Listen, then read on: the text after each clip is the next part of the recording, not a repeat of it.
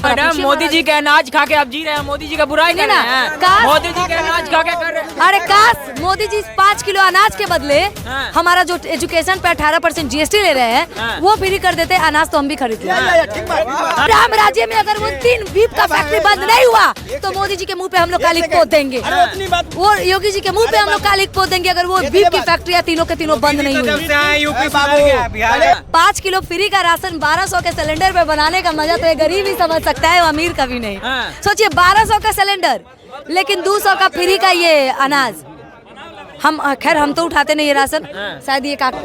चलिए 2024 लोकसभा चुनाव बेहद करीब है और ऐसे में सवाल उठता है कि मोदी जी कह रहे हैं डंके के चोट पे कि अब की बार 400 पार। वही विपक्ष का कहना है कि 2024 में मोदी जी का हम सफाया करेंगे। चलिए तमाम पटना के लोग हम बात करेंगे, क्या कहेंगे 400 पार होगा? अभी तो मोदी जी इतना दावा से कह रहे हैं तो चुनाव आयोग से पूछिए कि चुनाव आयोग ने कितने लिए हैं या मोदी जी ने चुनाव आयोग को कितने दिए हैं, ताकि ये 400 का जो पार का डायलॉग इतना अच्छा से मार रहे हैं। ये उन्होंने किससे पूछ के मारा? क्योंकि अरे जनता हम है, वोट हम देंगे, जनता देने के लिए तैयार है मैडम। वोट हम देंगे, हम जनता नहीं है। मतलब हम तो वोट ही नहीं देते हैं, सारे वोट तो मोदी जी अकेले ले लेते हैं भैया। जब वोटर हम है, वोट हम देंगे तो डिसाइड हम करेंगे ना कि मोदी जी को कितने से पार देंगे। हम डिसाइड हमारा होगा कि हम किसको कितना वोट देंगे या जनता किसको अपना वोट देगी। तो ये ज़्यादा बेहतर होगा कि मोदी जी 400 पार का अंदाज़ा ना लगाए और जनता पे छोड़ दे।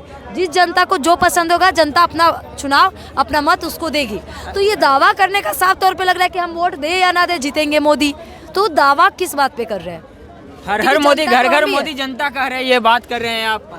अरे भैया यही मोदी जी हर हर मोदी करते करते ना यहाँ पे बड़का गड़बड़ मोदी निकल गए। और मोदी जी इतने गड़बड़ निकल गए ना कि आज तक हम लोग सोचते रह गए कि मोदी जी जो झूठ बोले हैं ना वो किस जन्म में पूरे होंगे। मोदी जी इसी जन्म में पूरे करेंगे या वो मर और जाएंगे तब अगले जन्म में पूरा होगा। अरे रग रग में बसता लोगों का मोदी जी, क्या बात कर रहे हैं? हमारा रग में मोदी नहीं बटता है भाई, हम तो राजद वाले हैं लोग। काहे नहीं बसता भैया? बहन है, छोट बहन, अभी तक वोटर लिस्ट में नामो नहीं है भैया। ना भैया उम्र 23 साल है और एक पिछले बार मैं बता रही हूँ, मैंने जब 18 की थी मैंने भी बीजेपी को वोट दिया था। मैं खुल के कह रही हूँ, लेकिन बीजेपी इतना इतना इतना अच्छा काम करके गया ना कि उनके दोगले वाले कामों का ना हिसाब नहीं है मेरे पास। एक नंबर पे पहुंचा दिया मैडम, बात करें विश्वगुरु बना दिया। वो एक नंबर यहाँ नीचे से शुरू कीजिए या ऊपर से शुरू कीजिए, वो एक नंबर कहाँ है ना, 0। क्योंकि 0 के बाद 1 लगाइए या 1 के बाद 0, बात वही है, वही मोदी जी की है भाई। हाँ तो बहन हम तुमको बता दिए, बोल दी तो यहाँ से फिर 40 को जा रहा है, कोई के रोकने से नहीं रोकाएगा। बिहार में 40 को, बिहार में 40 को, अरे 4 भी आ गया ना मोदी जी को तब कहिएगा बिहार है भैया ये।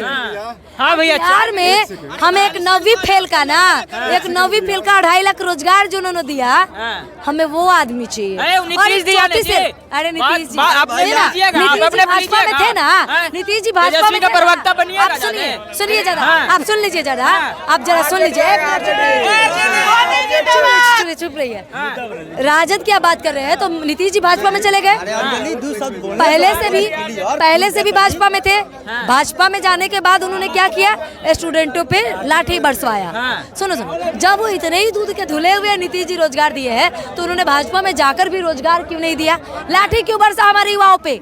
हम पूछते हैं। चौधरी बोल दिया पत्रकारों से पूछते हैं, पैसों में अपना माइक अपनी ताकत बेच रहे हैं। आप प्रवक्ता नहीं बनिए, 94 लाख सम्राट चौधरी देने के लिए तैयार हो गए। तेजस्वी प्रवक्ता नहीं बनिए। सुनिए आप भाजपा के दलाल पत्रकार नहीं बनिए, क्योंकि 2 करोड़ प्रति वर्ष तो मोदी जी का बाप वादा किए थे आके यहाँ, मोदी जी का पप्पा के वादा किए थे 2 करोड़ प्रति वर्ष। 4 दिन पहले इनका नेता जो बोल रहे हैं तेजस्वी जी के लिए, इनका नेता बोल रहे हैं मंच से कि हमारा एक कार्यकर्ता को 10 कुआं खोदवाने का हैसियत है। अगर इनका कार्यकर्ता का 10 कुआं खोदवाने का हैसियत है तो वो अपने खाली जी के दिखाने, रोजगार का तो मुद्दे नहीं लाना चाहिए लोग को। किसको मारेंगे?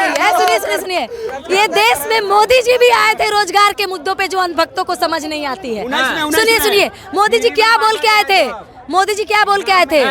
2 करोड़ प्रति वर्ष ब्लैक मनी वापस लाएंगे। सुनिए सुनिए सुनिए सुनिए, हम 2 करोड़ प्रति वर्ष लाएंगे। सुनिए सुनिए, फ्री में बांटा गया, झूठ मत बोलिएगा। सारा एग्जाम हम देखे हैं, सारा हिसाब मिला है, आपको रोजगार मिला है।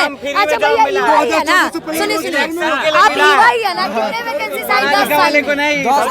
नहीं करा, जब तक बीजेपी के रहेगा जब तक वैकेंसी नहीं आएगा। वैकेंसीज कितने आए हैं? कितने वैकेंसीज आए हैं 10 सालों में? 5600 20 करोड़ रोजगार हमें चाहिए। सुनिए सुनिए सुनिए सुनिए सुनिए सुनिए सुनिए 2 करोड़ चुप रहिए, सुनिए सुनिए सुनिए, एक में मेरी बात सुनिए, हम एक लाइन बोलेंगे कि आखिर मोदी जी ने बोला था कि प्रति वर्ष 2 करोड़ यानी कि 20 करोड़ रोजगार हुआ 10 सालों में। ये 20 करोड़ का हिसाब ये लोग दे। और ये जो राम राज्य की बात करते हैं, मैं बताऊँ एक चीज, योगी राज्य यानी कि राम राज्यों में 3 बीप जो कंपनी चलती है वो तीनों के मालिक जो है हिंदू है। तो योगी जी से हम पूछ रहे हैं और इनसे जो ये राम राज्य का गुण गाते फिर रहे हैं कि आखिर वहाँ पे गौ मीट हिंदू ही क्यों सप्लाई कर रहा है और योगी जी उन कंपनियों को क्यों बैन नहीं करवा रहे हैं? मैडम मोदी जी के अनाज खा के आप जी रहे हैं, मोदी जी का बुराई नहीं ना, मोदी जी के अनाज खा के कर रहे हैं। अरे काश मोदी जी 5 किलो अनाज के बदले हमारा जो एजुकेशन पे 18% GST ले रहे हैं वो फ्री कर देते, अनाज तो हम भी खरीद लेते। क्या गड़बड़ क्या है?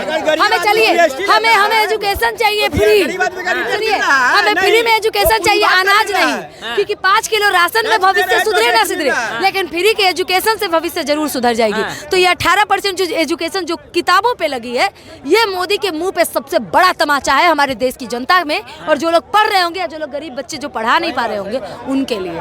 तो वही स्टूडेंट का कहना कि अब की बार मोदी को लाएंगे। हम भी है, वही स्टूडेंट का, हम भी है, अरे वही स्टूडेंट का, वही स्टूडेंट कहते हैं कि जो राम को लाए हम उनको लाएंगे। कौन से? उस राम राज्य में, सुनिए, वही राम राज्य में अगर वो 3 बीप का फैक्ट्री बंद नहीं हुआ तो मोदी जी के मुंह पे हम लोग कालिक पोत देंगे, वो योगी जी के मुंह पे हम लोग कालिक पोत देंगे अगर वो बीप की फैक्ट्रियां तीनों के तीनों बंद नहीं हुई।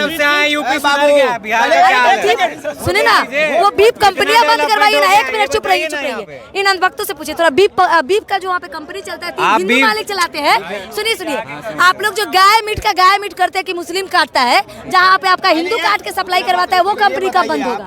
आप हमको प्रूफ दीजिए कि वो हिंदू चलाता है। अरे वाह, अल कबीब,